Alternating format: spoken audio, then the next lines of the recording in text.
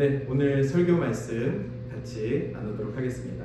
제목은 새 힘을 주시는 하나님, 하나님의 신실함에 대해서 같이 말씀의 은혜를 나누도록 하겠습니다. 저는 강아지를 키우고 있지 않습니다. 강아지 같은 자식을 키우고 있습니다. 근데 주변에 보니까 강아지를 키우는 분들이 엄청 많이 있습니다. 최근에 만난 저희 동네에 그 집사님 가정을 이렇게 보니까 그곳에도 강아지가 있는데 오랫동안 아내는 강아지를 원하지 않고 남편은 강아지를 원해서 오랫동안 서로 이렇게 악유를 했었습니다. 근데 결국에는 최근에 작년에 강아지를 입양해서 작은 강아지 한 마리가 그 집에서 있습니다. 자녀도 3명이나 있습니다. 그러니 그 집에 이제 식구가 6명입니다. 근데 지난주에 무슨 얘기를 들었냐면 그 아버지가 남편분이 출장을 잠깐 밴쿠버로 출장을 가셨다고 합니다. 2박 3일 아주 짧은 시간입니다. 그런데 그 집에 있는 그 강아지가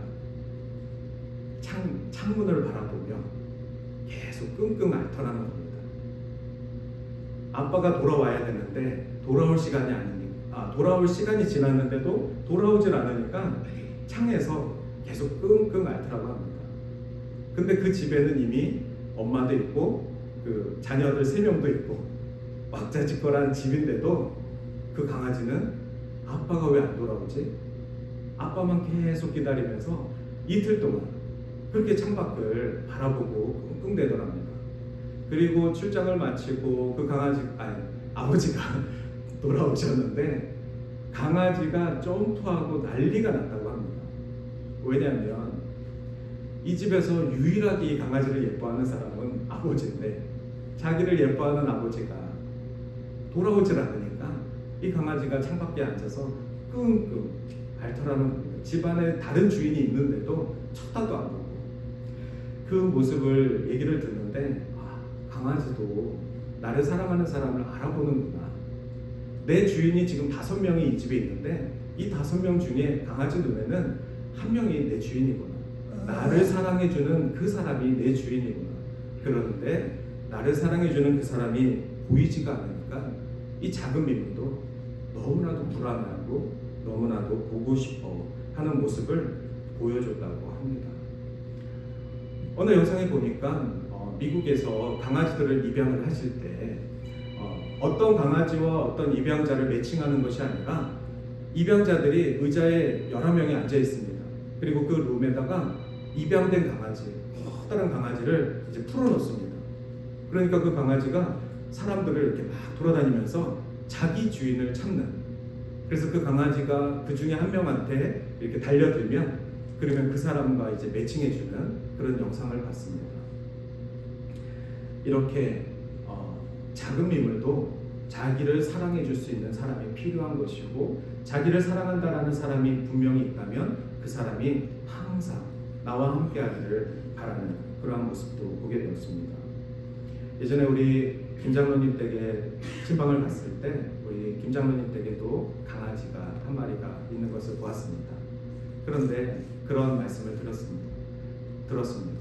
이 강아지가 이제 한국에서 파양돼서 입양된 강아지인데 남자를 무서워한다. 여자에게는 그래도 이렇게 가는데 남자는 무서워한다.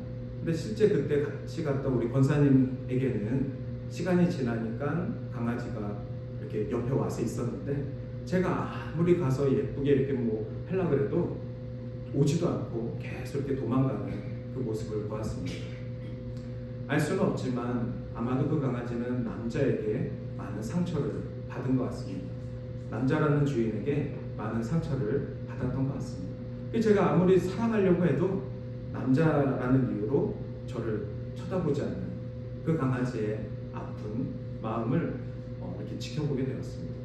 저는 강아지를 키우지 않는데 이렇게 주변에 강아지로 인해서 사랑받고 강아지로 인해서 슬픈 이야기를 나누는 집들을 얘기를 보면은 이 작은 미물도 상처를 받고 이 상처를 치료해주는 주인을 기다리고 그리고 그 주인이 나타나지 않으면 두려워하는 모습을 보면서 자, 우리들의 모습도 동일하지 않을까. 우리는 강아지와 같은 존재는 아니지요. 하나님께서 당신의 형상으로 창조하신 정말 최고의 창조물이지요. 그런데 우리도 상처를 받습니다. 우리도 우리를 사랑하는 사람들이 눈앞에 보이지 않으면 두려워합니다. 무서워합니다. 그리고 마냥 그 사람을 그리워합니다. 오늘 말씀 이사야서 40장 28절에 보면은 우리 후반절에 28절 후반절에 땅 끝까지 창조하신 이는 피곤하지 않으시며 곤비하지 않으시며 명철이 한이 없으시며 라고 고백하였습니다. 오늘 하나님의 성품 네 번째 시간을 맞이하여서 하나님의 신실함이 무엇인지 같이 고민해보고 싶습니다. 하나님은 어떤 분이신가? 하나님은 우리를 창조하신 분이시라 하셨습니다. 저와 여러분을 하나님의 형상으로 창조하신 우리의 주인 되십니다. 그런데 그 주님께서 우리를 인도하시고 우리를 사랑으로 케어하시는 가운데 피곤해하지 않으시고 곤비하지 않으시고 명철이 한이 없으시며 이것이 그분을 향한 우리의 고백이고 우리의 찬양입니다. 계속해서 말씀 29절에 30절에 보면은 피곤한 자에게는 능력을 주신다고 하셨습니다. 무능한 자에게는 힘을 더하신다 하셨습니다. 소년이라도 피곤하며 장정이라도 넘어지되 31절 오직 여호와를 앙망하는 자는 새 힘을 얻으리니. 여러분 상처받으셨습니까? 여러분 피곤하십니까? 하지만 우리를 지키시는 하나님은 우리를 사랑하시는 그 인도하시는 과정 속에서 피곤해하지 않으시며 곤비하지 않으시며 오직 여호와를 앙망하는 자를 통하여서 기뻐하시며 우리들에게 새 힘을 주신다. 이 말씀이 오늘 저와 여러분에게 큰 위로와 힘이 되어지길 바랍니다. 하나님은 신실하시고 그 신실하심이 무엇인지 우리가 알아야 하는데 신실하신 하나님을 알기도 전에 중요한 것은 우리들의 상태가 쉽게 무너지고 쉽게 상처받고 쉽게 나를 사랑해주는 그 사람들을 의지하는 습성이 있다는 것입니다. 누군가를 의지해서 그 사람이 나를 너무나도 사랑하고 내가 정말 믿을 만한 사람이야. 아니 자식이라도 내가 정말 믿을 만한 사람이고 그 자식을 내가 너무나도 의지하고 사랑하기로 작정했어. 하지만 그 자식이 나에게 상처를 줄 수 있고 나를 피곤하게 할 수 있고 돌이킬 수 없는 관계로 될 수도 있습니다. 얼마 전에 본 자료 중에 사람이 느끼는 12가지 스트레스라는 자료가 있었습니다. 그래서 가장 최고의 스트레스는 첫 번째 순서고 그러면서 두 번째 스트레스, 세 번째 스트레스, 그러면서 12번째 스트레스까지 12가지 스트레스를 이렇게 나왔습니다. 이렇게 쭉 보면서 저는 어떤 케이스에서 스트레스를 받은가 라고 이렇게 생각하면서 이렇게 봤습니다. 그런데 감히 첫 번째 스트레스는 우리 모두 다가 쉽게 경험하는 스트레스가 아닙니다. 저와 여러분이 스트레스 참 많이 받고 산다고 하지만 첫 번째 스트레스는 이렇게 되어 있습니다. 인간이 받는 12가지 스트레스 중에 첫 번째 스트레스는 자녀를 잃었을 때. 아시겠지만 예상하시겠지만 두 번째는 배우자를 잃었을 때. 이런 순서대로 가족을 잃었을 때가 이제 상위권이었고 그 중간에는 이제 가족으로부터 배신당했을 때 내용입니다. 그리고 12번째 마지막 스트레스는 뭔지 아십니까? 결혼입니다. 그래서 어떤 분이 그러더라고요. 결혼 안 하면 11가지 스트레스가 필요가 없네. 하지만 어떻게 그렇게 삽니까?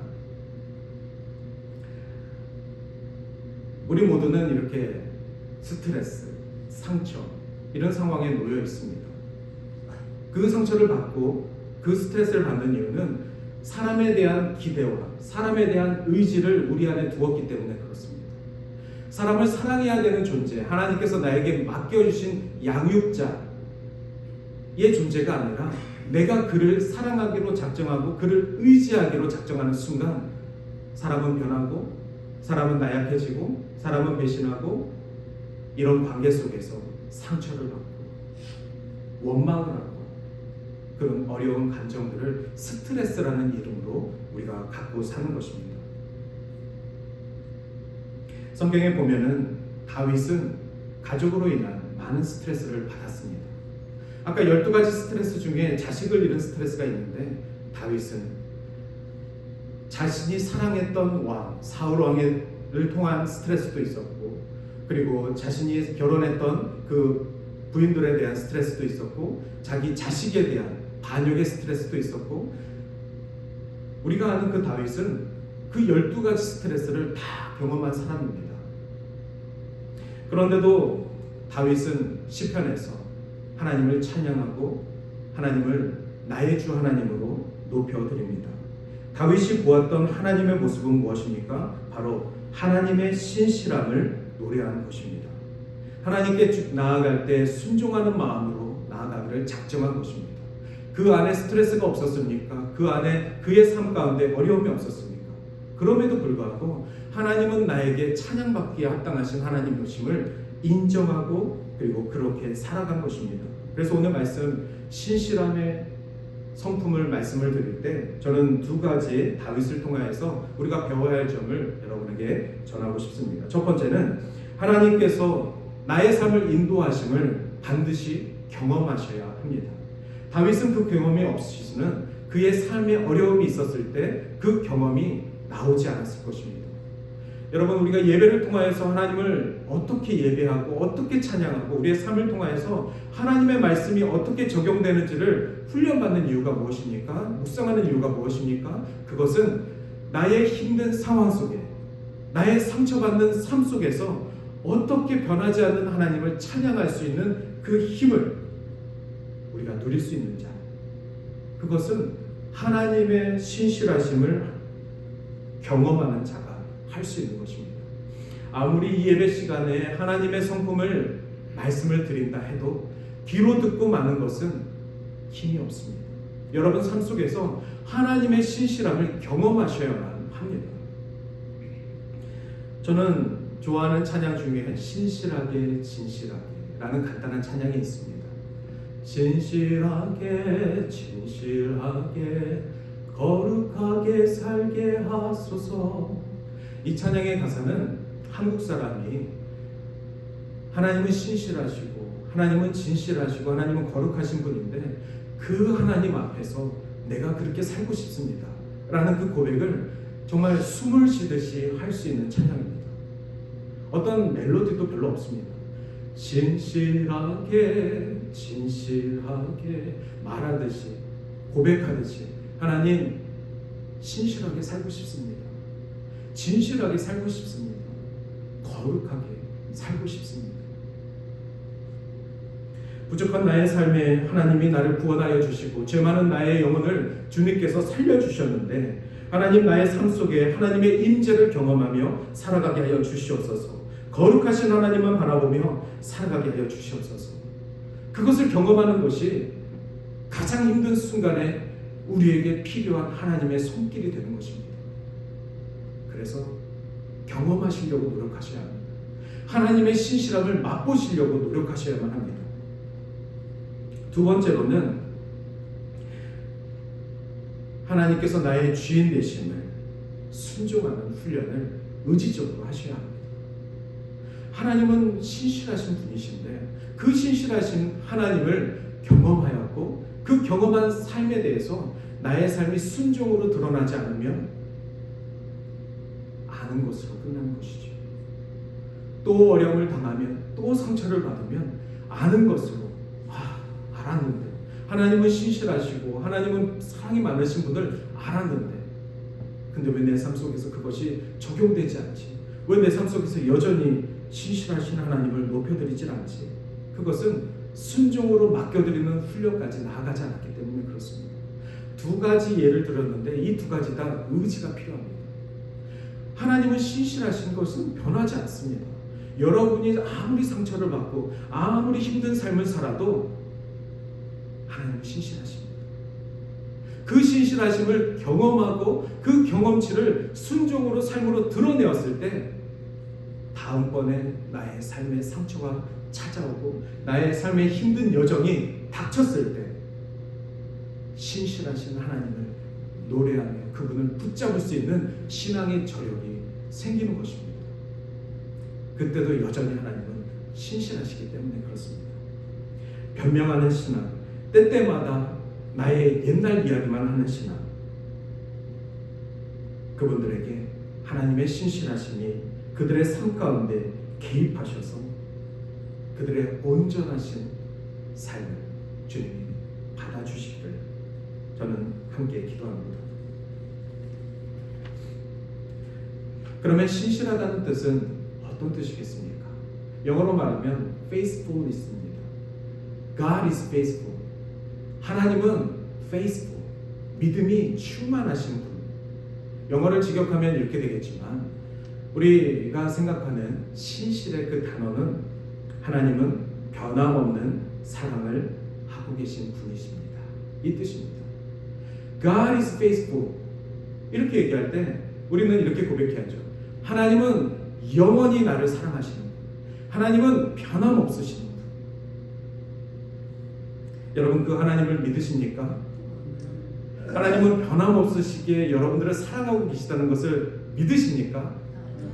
그런데 그 믿음이 내가 상처받고 내가 힘든 그 순간에도 여전히 하나님은 변함없다라는 것을 믿으셔야 된다는 것입니다. 힘드시겠죠.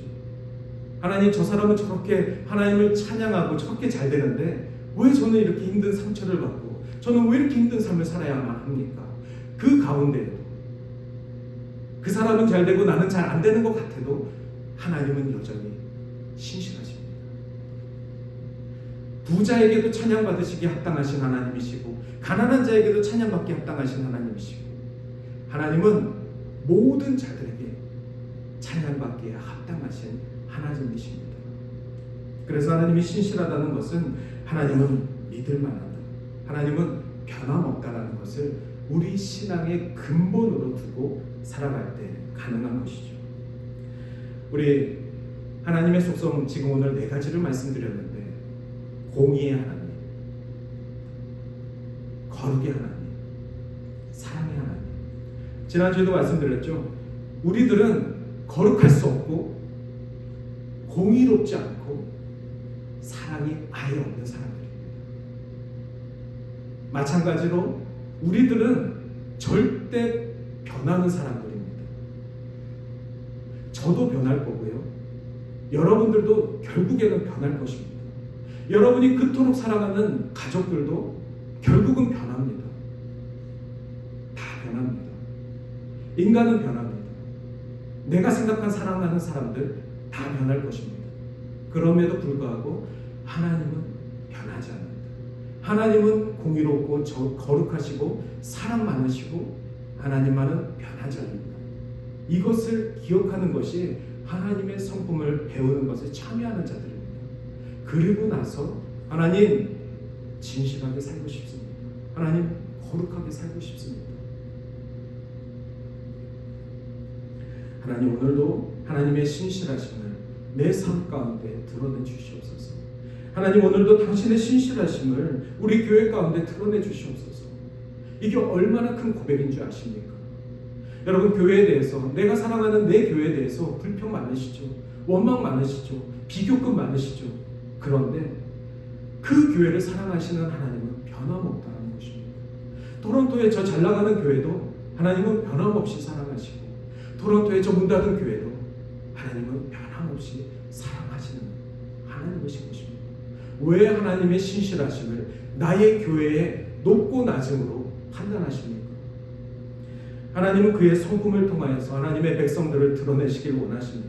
그렇다면 우리는 이 세상에 복음을 전할 때 하나님의 신실하심을 맛보아 그것을 경험하고 그것을 체험하기로 작정한 그리스도의 백성들이 세상에 나아갈 때 저 교인은 정말 신실하신 사람들이에요. 저 교인들은 정말 믿을 만한 사람들이에요. 정말 말하기는 저 교인들은 정말 변하지 않아. 내가 오랫동안 지켜봤는데 그들의 사랑이 변하지 않아. 그게 신실하다는 뜻입니다. 여러분, 주님 앞에 신실한 주의 백성 되시길 주님의 이름으로 축원합니다. 우리는 약해 있을 때 누군가를 의지하려고 하지만 그때마다 신실하신 하나님만을 의지하시길 바랍니다. 변하지 않으시고 약속을 지키시는 하나님만을 반드시 의지하시길 바랍니다. 그러면 말씀을 정리하겠습니다. 하나님의 신실하심을 우리는 어떻게 해석합니까? 첫 번째, 하나님은 변하지 않으십니다. 두 번째, 하나님은 선하신 믿을 만한 분이십니다. 그 하나님을 우리가 사랑하고 있는 것입니다. 그 하나님을 우리가 오늘도 예배하고 있는 것입니다. 우리의 하나님, 나의 창조주 그 하나님은 우리에게 새 힘을 주시며 독수리가 날개치며 올라가게 하실 그 믿음을 우리에게 주시는 것입니다. 언제요? 그러지 못한 상황 속에서요. 피곤하고 곤비하고 넘어지고 잘 되는 거 없는 그 상황 속에서 하나님을 믿는 자, 하나님을 앙망하는 자는 하나님이 우리에게 새 힘을 주실 것입니다. 하나님은 변치 않으시고 하나님은 신실하신 하나님이시니까요.